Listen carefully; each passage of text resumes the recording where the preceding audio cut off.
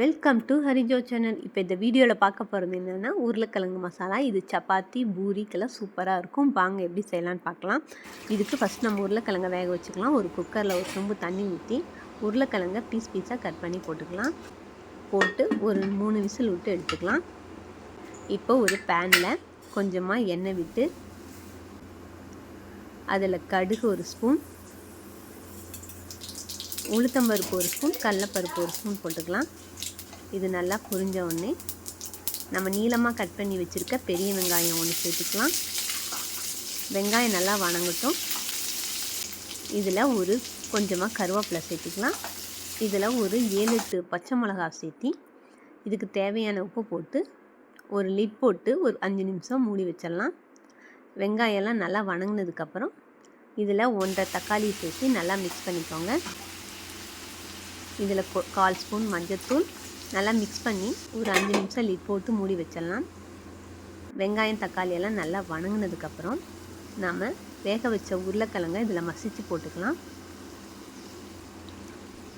இப்போ உருளைக்கிழங்கு வெங்காயம் தக்காளி எல்லாம் சேர்ந்து நல்லா மிக்ஸ் பண்ணிக்கோங்க. இதில் 1 கிளாஸ் தண்ணி விட்டுக்கலாம். தண்ணி விட்டதுக்கப்புறம் இதை நல்லா மிக்ஸ் பண்ணிவிட்டு இதில் நான் காரத்துக்கு ஒரு 1/2 ஸ்பூன் மிளகாய்த்தூளும் சேர்த்திக்கிறேன். இது நல்லா மிக்ஸ் பண்ணிவிட்டு ஒரு 5 நிமிஷம் லிட் போட்டு மூடி வச்சிடலாம். இப்போ டேஸ்டியான உருளைக்கிழங்கு மசாலா ரெடி ஆயிடுச்சு. இது பூரி சப்பாத்திக்கெல்லாம் சூப்பராக இருக்கும்.